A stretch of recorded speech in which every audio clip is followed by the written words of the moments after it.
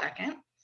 All right. So for some of you who don't know, my name is Araya, and I'm the Communications and the Events Manager for the Kent Chamber of Commerce. And today we are hosting Cornerstone Benefits Group, and they will be discussing 3 ways to maximize team productivity without spending a dime. And our presenter today is going to be Aaron Donaldson.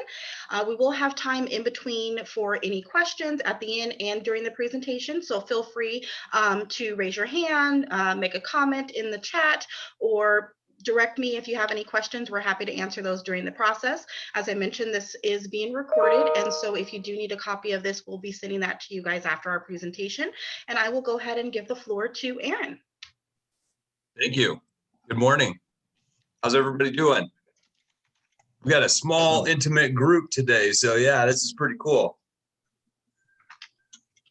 Good morning. Charlie, thanks how you for doing? the presentation. Thanks, Aaron.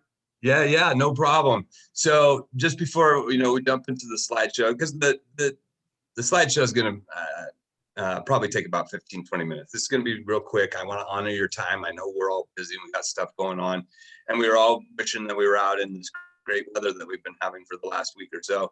So if I can contribute to your early release to enjoy the sun, then I will do that as best as I can. Okay, Jessica, how you doing?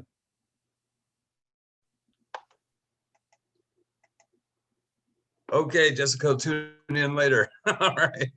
Anyway, and then as the people join, we'll get going. Again, thank you for being here this morning. We're just going to go, I'm going to throw at you a bunch of statistics. Some of it we're kind of aware of, especially over the events after the last 13, 14 months. I was, before you guys came on, we were talking, and I was telling that I joined the Kent Chamber. I was a chamber member about 5 years ago, and then I let my membership lapse. And then I rejoined the chamber on March 22nd, 2020. And on March 24th, we all know what happened then. Great timing. Good timing. Yeah, right? It was like, hey, here I am. Where'd you all go? So many of you, you're a new face to me, and I'm a new face to you, but I'm super excited to get re-engaged back into the chamber. Super excited about getting, being more participatory in the events and things going on. And I'm actually over in Spokane right now, helping one of my agents and doing some prospecting and talking to some chambers over here in Spokane area. But it was kind of interesting. I'll share this real quick. Yesterday, we crossed over into Idaho to meet some of her existing clients. And after I don't do coffee, that's not my get me up. It's iced tea. So I'd had a couple iced teas and needed to pull over and use the restroom. And I walked into this convenience store with my mask on, and I look around, and I'm the only one with a mask on. And, and I'm like, oh yeah, I'm in Idaho. And the gal at the cash register, she goes, yes, you can be free. So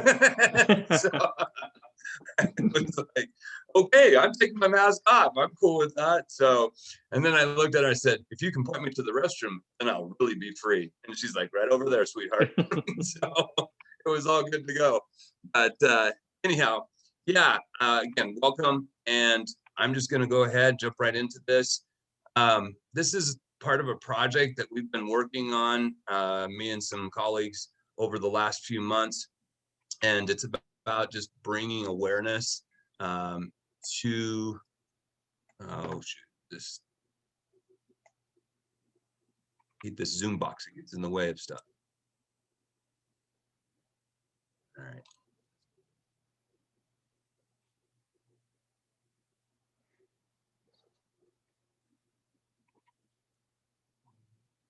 Zoom, there we go. Okay. So, anyway, it's efficiency boosters, 3 ways to maximize team productivity without spending a dime. So obviously the last 14 months, businesses have been focusing on how to work in a completely new work environment.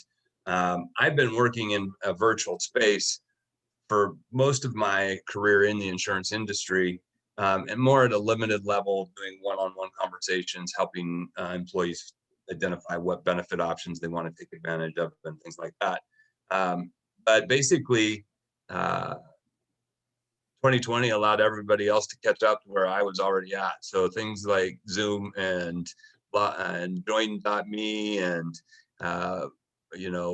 web conferencing and all that stuff I was pretty familiar with. And so it's been interesting watching. And we started this morning, Frank comes on and he's like, "Hey, Frank, you're on mute." The infamous quote of 2020, "You're on mute." So anyway, with the work environment and the way it's just changed, the way that landscape has changed, and then of course the events that took place last summer, the unrest that was taking, social unrest, the political stuff in the fall, all of that has really changed on how employers are viewing what they're doing above and beyond for their employees, other than just providing a place to earn a paycheck. And many don't know how to go about doing that. So over the next few minutes, what I'm going to do is I'm just going to go through a lot of different statistics that have come out of 2020, and many that I'm sure are going to be already aware of, but maybe not fully aware of how impactful some of the things that have been taking place. And what we're going to focus on in terms of today's workshop is the 3 wellness targets: mental health awareness, physical health awareness, and financial health awareness. And on the last one, there's been an uptick in the last few years on financial health and how it impacts the workplace, how it impacts employees' productivity in the workplace. And so we'll hit on a couple of those things as we move through. Starting though with mental health awareness, basically 2020, in the age of Zoom and Zoom fatigue and all of that, has definitely created an awareness of things like stress, depression, how they're impacting productivity, how they're impacting healthcare costs, things like that. So like I say, I'm just going to go through and I knew how to get rid of the stupid little Zoom toolbar.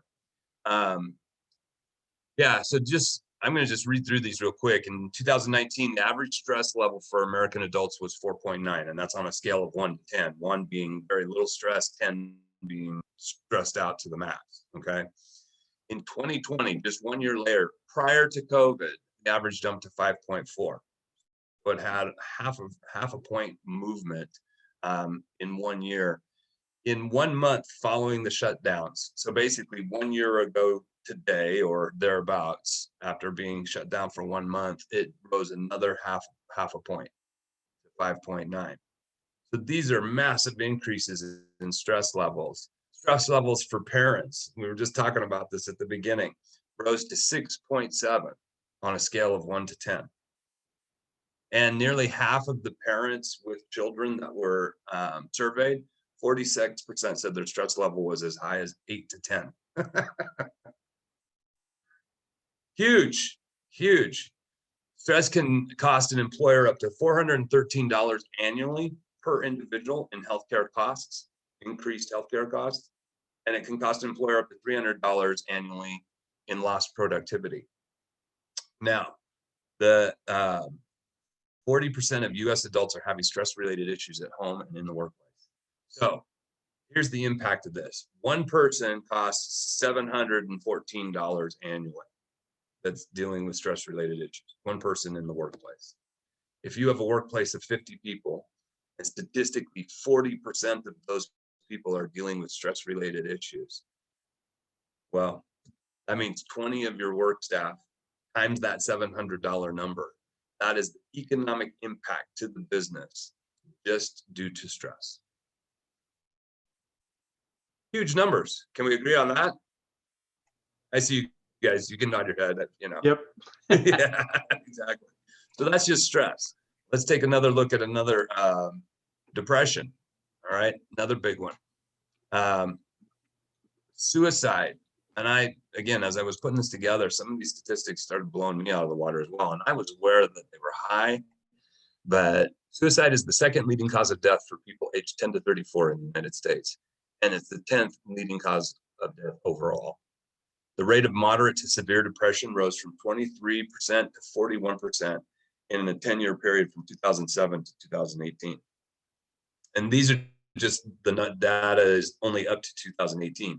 We probably won't even see the data as it relates to COVID and everything that's happened this last year and a half, for at least another year or so. 7%, there's a 7% prevalence of depression in U.S. adult population.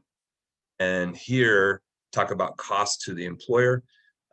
It can cost the employer over $2,100 in additional healthcare costs and over $600 in lost productivity. That's for one person in 1 year is the cost to the business. Combined, almost $2,800. Huge cost. So those were just a couple of things in terms of mental health and the awareness there. Physical health awareness. These are, again, things that a lot of us, we know about, and we know, we know it's there, but we really don't know how big of an impact it is. Less than 5% of adults participate in 30 minutes of physical activity each day. Only 1 in 3 adults receive the recommended amount of physical activity each week. Prevalence in the U.S. adult population is 28%. Over 1/4 of the adult population in the United States is physically inactive. The per capita cost in terms of additional healthcare costs is over $1,400 a year. And the cost per person in lost productivity is over almost $500 per year. So here, just physical activity, one person is costing an employer or costing a business almost $2,000 a year. And when you've got over 1/4 of the population that falls into this category, if you have a group of 10 people on your team, at least 2 to 3 people are costing the business up to $2,000 every year, just in this category alone. Here, smoking, tobacco use. Again, smoke-related illnesses in the United States cost more than $3 billion each year. That's the healthcare cost. Prevalence in the U.S. adult population is 14%. So again, if we've got a group of 10, 1.5 people are being affected in that group of 10. Per capita cost for an employer in additional healthcare is $2,000 per year and $1,800 per year in lost productivity. Smoking tobacco use can cost a business nearly $4,000 per person per year. All right. Here are some other health factors that make an impact in the workplace. Hypertension.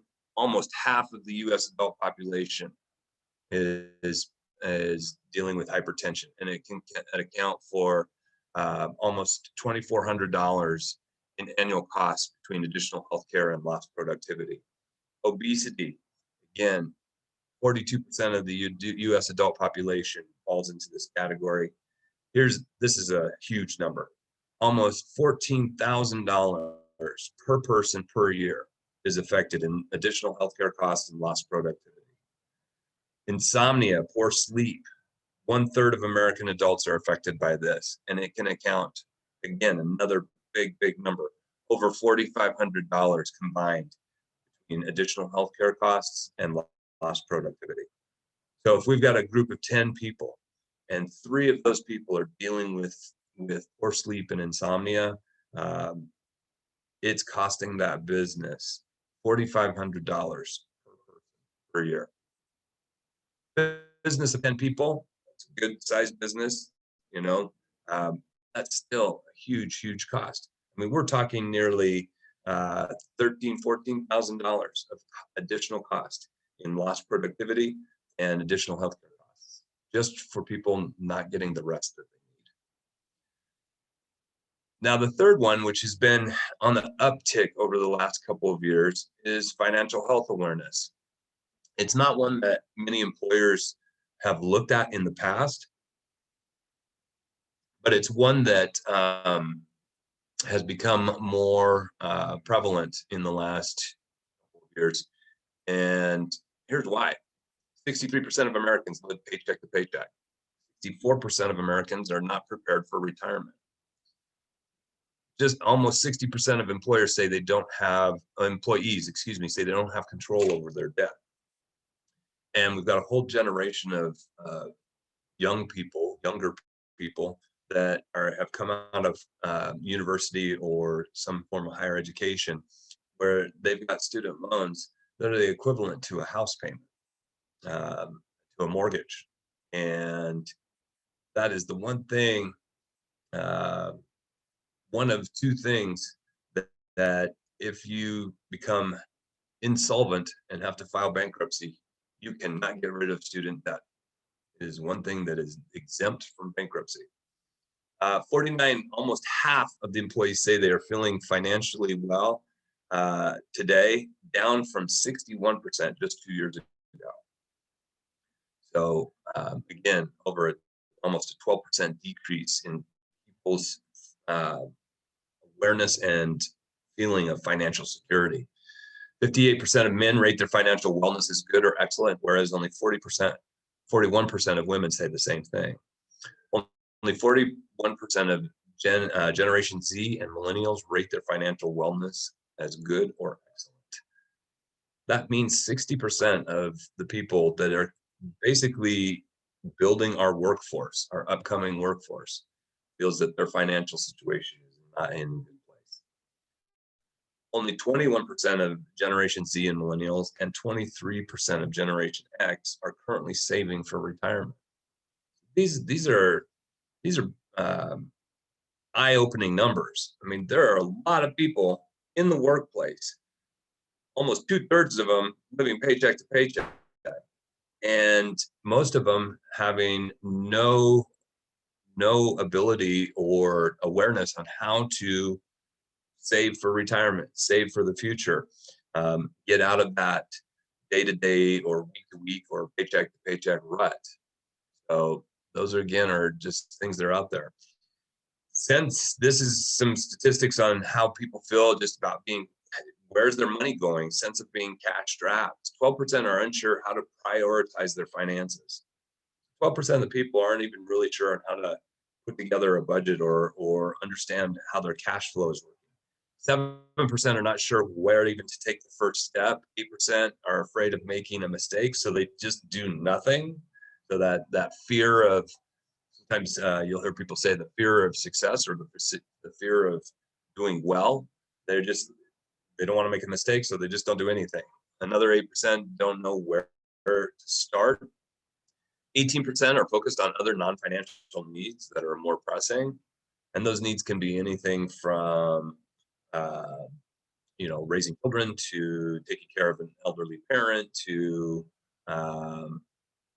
there's a whole list of different things that can totally distract from what you're doing to build your financial security for the future.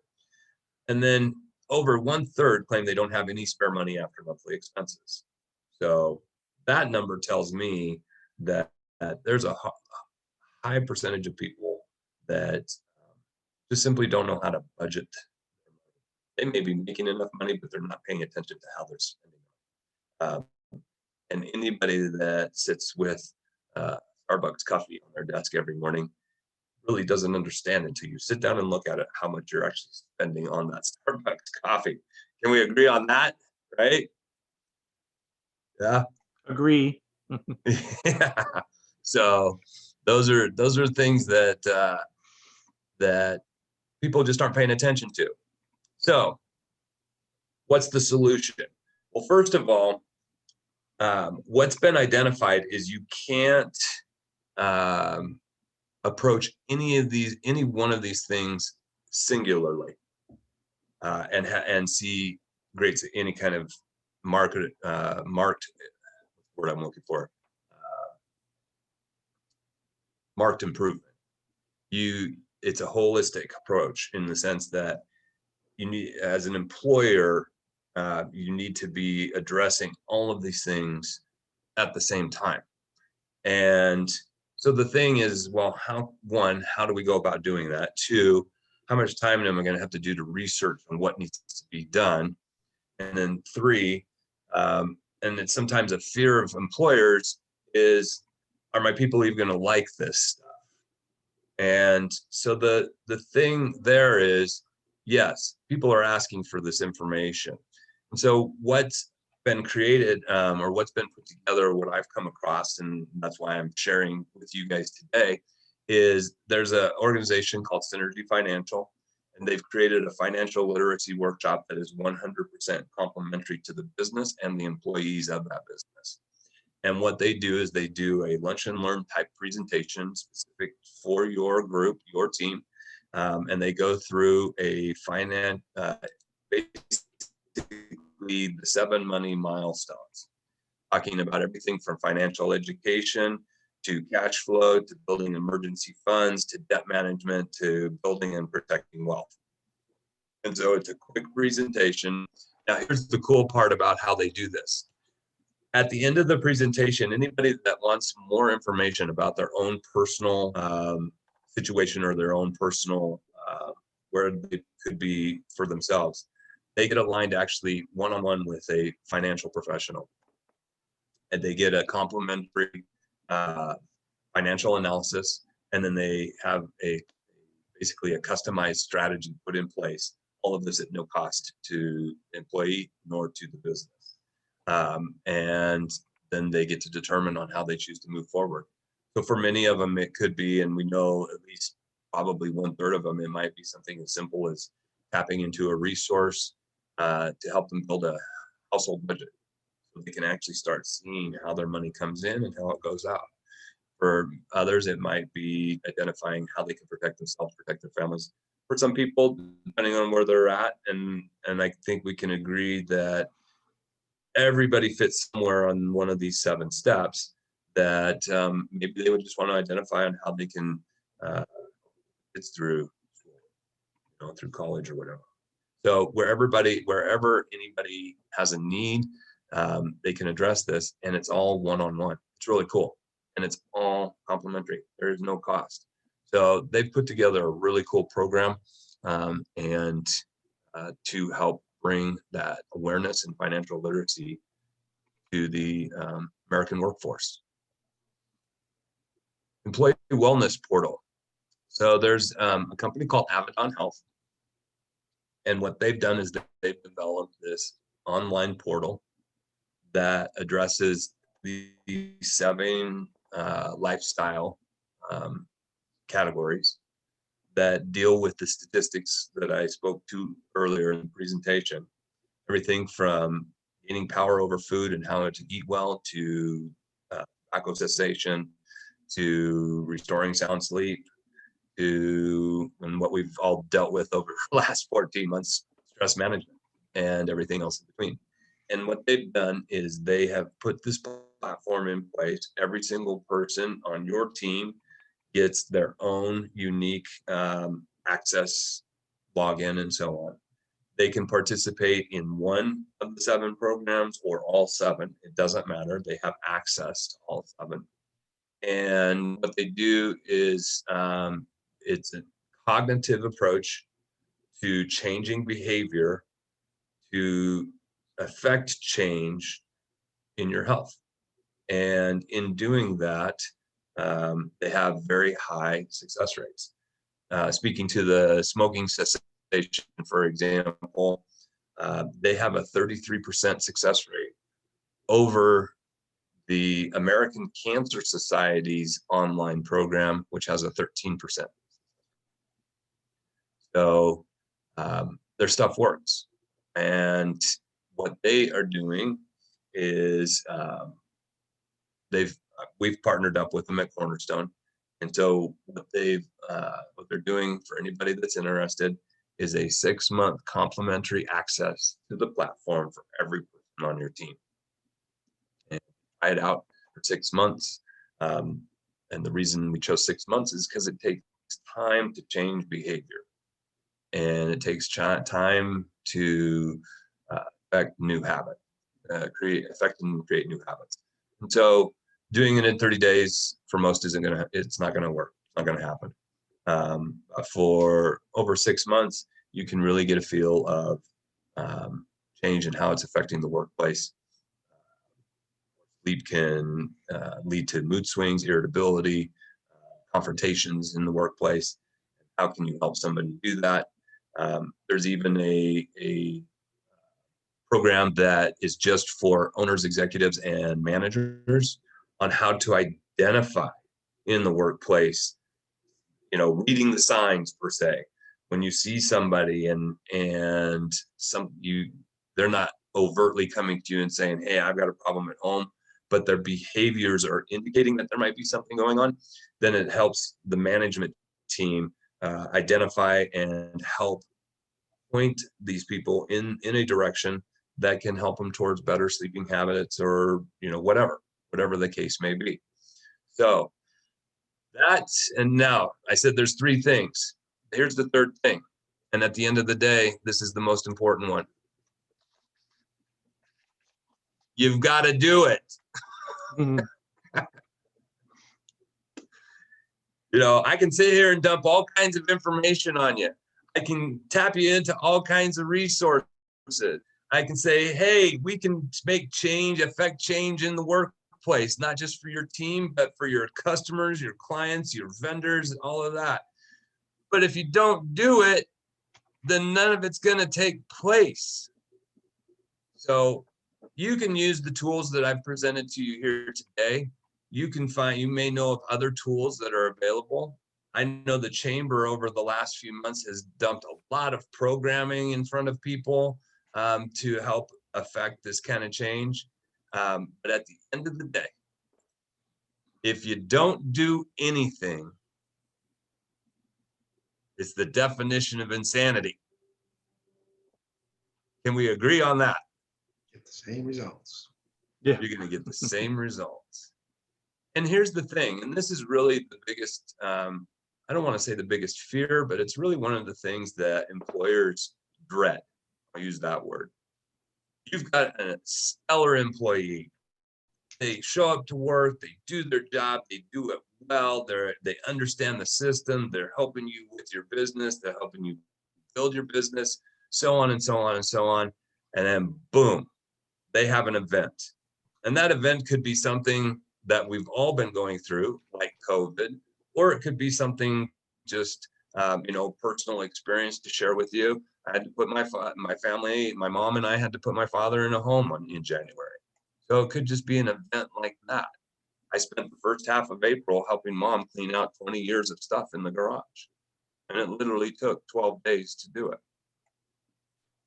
We literally took a ton. When people say, yeah, I took a ton of stuff to the dump. No, I took a ton of stuff to the dump. The truck and trailer rolled in on the scale at 14,300 pounds, rolled out on the scale 12,300 pounds. We had unloaded literally 2,000 pounds of junk. So we all have a life event that's going to, if it hasn't taken place, it's going to take place. And when it does, how is that going to impact your workforce?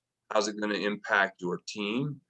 Because one individual can create a huge impact for the entire group.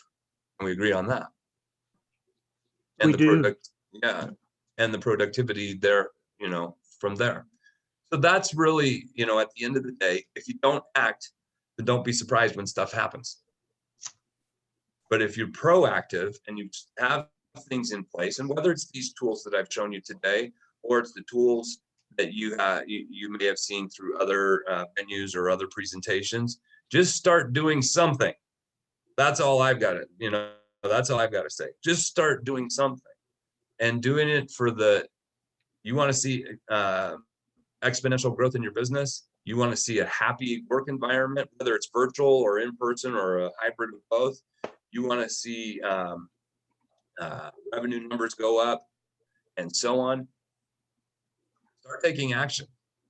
As a business owner, start taking action to putting these tools in front of your people. And here's the thing, they're going to begrudgingly participate until they know, because you don't know what you don't know, right?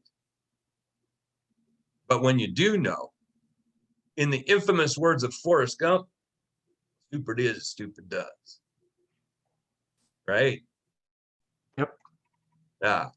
And so your job is get it in front of your people. Their job like the same thing, definition of insanity. If they want to continue down the same road, then that's their choice, great. But you at least have taken the first steps, putting something in front of them to help them out.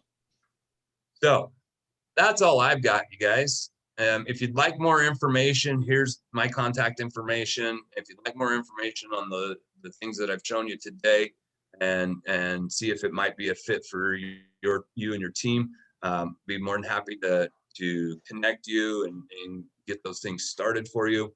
Again, it's all complimentary. There is no cost. So that's the first fun part. All right. Secondly, you don't have to do any of the organizational piece of it. It's all designed and ready to go. So you don't have to like manage it. You just say, yes, let's do this and turn it on. And then it's all taken care of for you from there. So anyhow, what questions do you have? I'm gonna go ahead and stop sharing here. Dang, I must be good. You guys, no questions. Just boom. You know, I really enjoyed on your website the vignettes you had, the 90 seconds of truth. I thought those were Yeah. pretty effective to get things in bite-size length. And, you know, they address some of these topics that you presented this morning. So I'm just curious, how much buy-in do you get from your owners and their firms on implementing some of these behavioral changes? You know, it's in my opinion starts from the top down. So I think the best way I could answer your question is we talk to a lot of people, a lot of business owners, HR directors, et cetera. And there's a lot of excitement for the people that recognize or agree with, you know, they've seen these same statistics. They have the same depth of understanding of what's going on, but they've sometimes will run into a brick wall within their own organization. Because there's this stigma that, well, if we take time out of the day to do this financial literacy workshop, that's taking them off the floor and we're losing money. And what they're not seeing on the flip side is that if they have a healthy workforce, that they're going to see productivity gains to the tune of 10, 15, 20%, whatever productivity means in their industry. So that's really the biggest hurdle. Some people are jumping on board. We've got groups right now. Synergy is putting together a financial literacy course for a school district of 3,000 people, 3,000 employees. Where we just did a workshop in Atlanta with 15 employees for a local construction company. So we're seeing the full bandwidth from end to end. And it's kind of like, hey, the data is here, the tools are in place. None of it takes any time off of, as a manager or business owner, it doesn't take any time or energy off. We're not adding to your workload. And in fact, if we can help flip things a little bit so that your people, your team starts to become more productive because they've found a way to deal with their stress or their sleep disorders or their sleep deprivation. They find a way to just be kinder to their kids because they got their kids 24/7, you know, or whatever.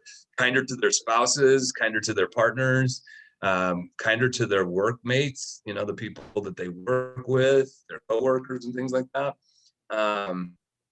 Sometimes it's just the little things. Sometimes it's just those little itty bitty things. I mean, raise your hand if you've been in a work environment where you had that one person that drove everybody absolutely bonkers, but nobody had the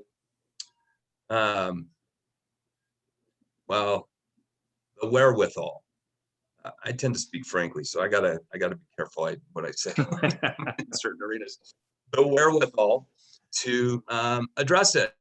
So we have that whole walking on eggshells in the workplace because of one person. How productive is that office? Aaron, I got a question. So have you seen a shift in kind of how you attract and retain employees related to kind of having these event benefits and so on? I mean, do you see that as a nice lure to bring people in, as well as, to track the difference? Cost of turnover is 1.5 to 2 times salary. So are you seeing some shifts in that lately, especially with COVID and the Yes. changes So in society? yes. The very short answer to your question is yes, a big fat yes.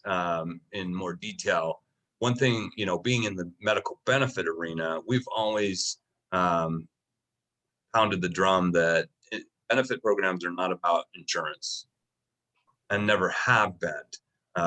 Benefit programs are about retention, recruiting and retention. Businesses, you want to train and recruit high quality, talented people, you have to have a benefit plan. Now, it's gone. What 2020 has done is it's taken it to another level where medical, dental, vision isn't even good enough. We've got to take it to another level. So how do we do that? We take it to a level where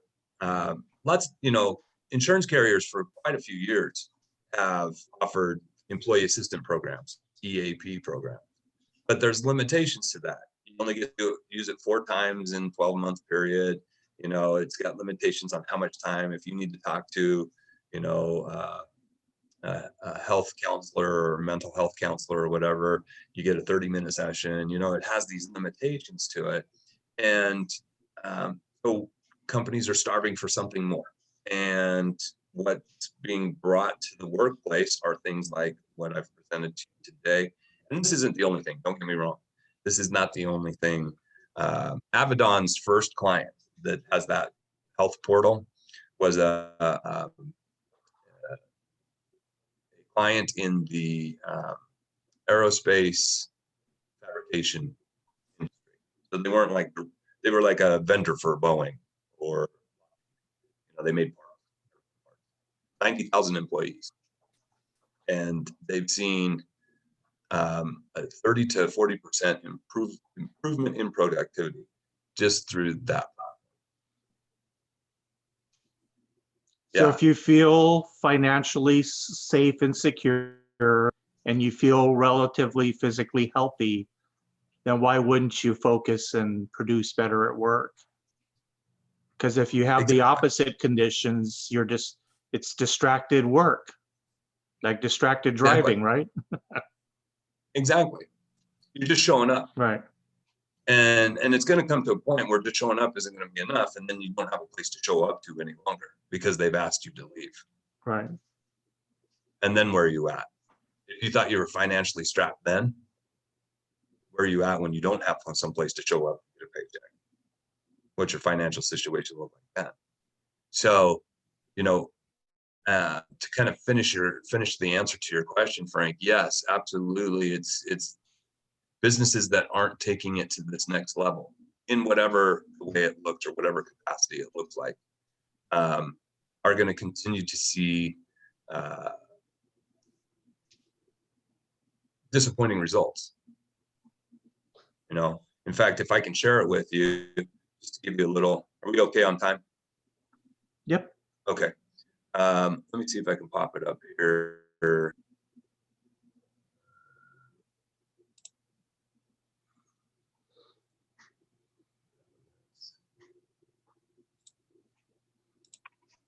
Okay. I thought this was kind of cool. Employees are hungry for help. If your employer were to offer all of the financial resources below, which would be the most important to you?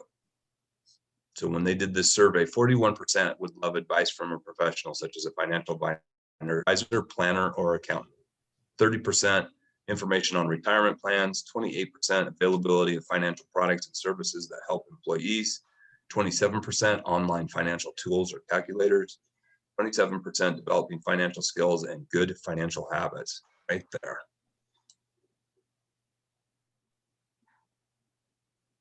Over 1/4 of the workplace is hungry, looking for somebody to just say, hey, can you please show me how to put together a household budget? so that when I'm taking, when I'm going to Starbucks every morning, I know how it's impacting my household.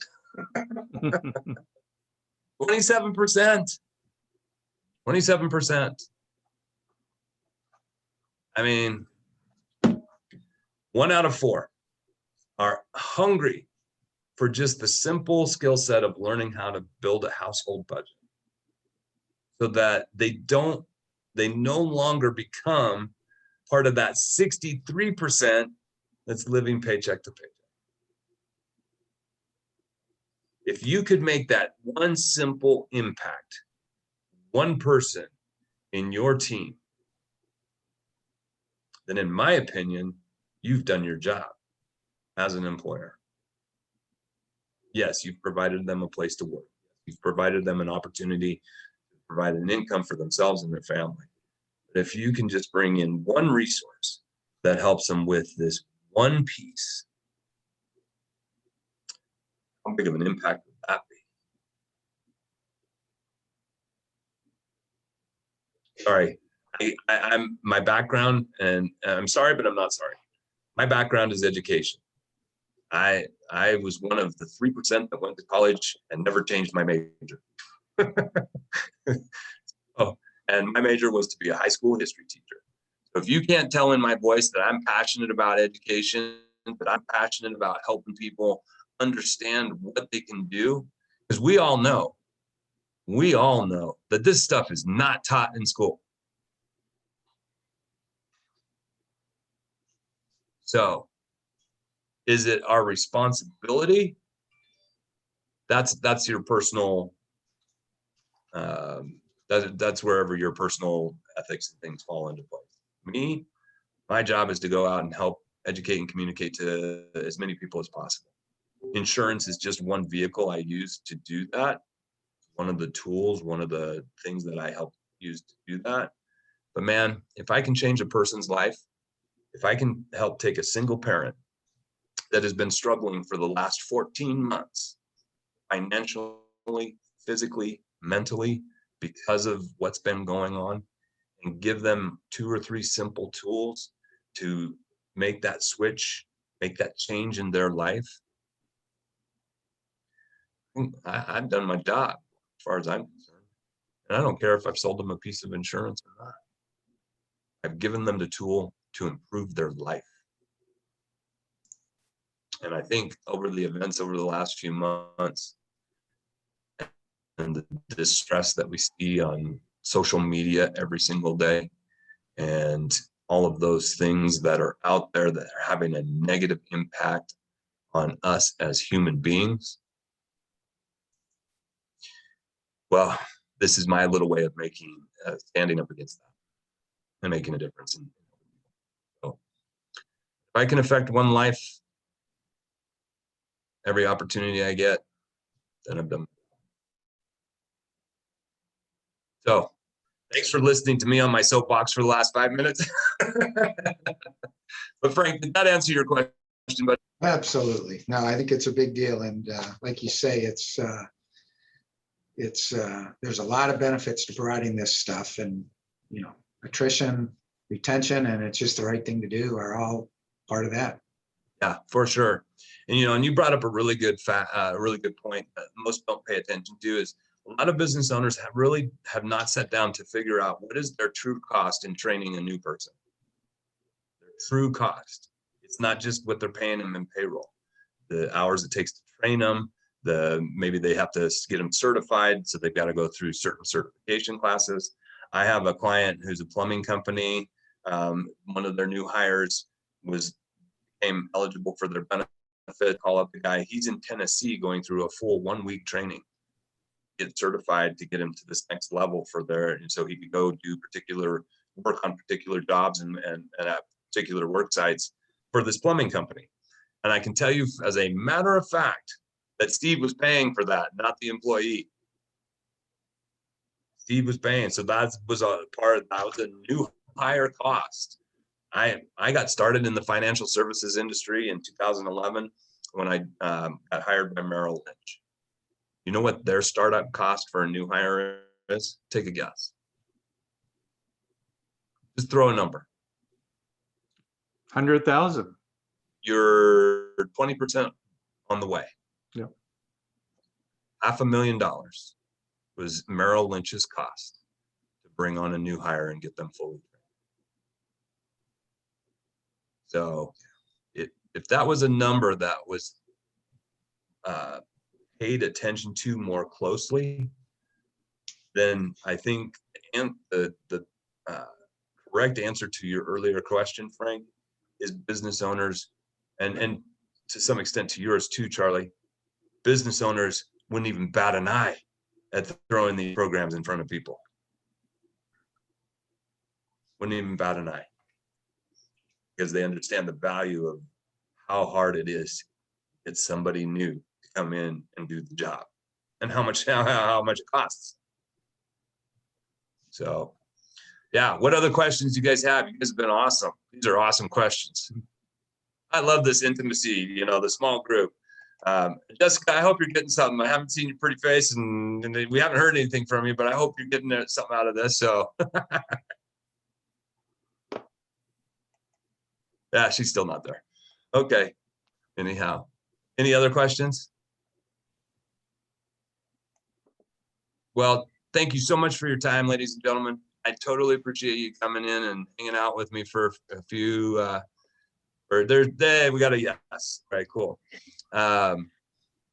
Yeah.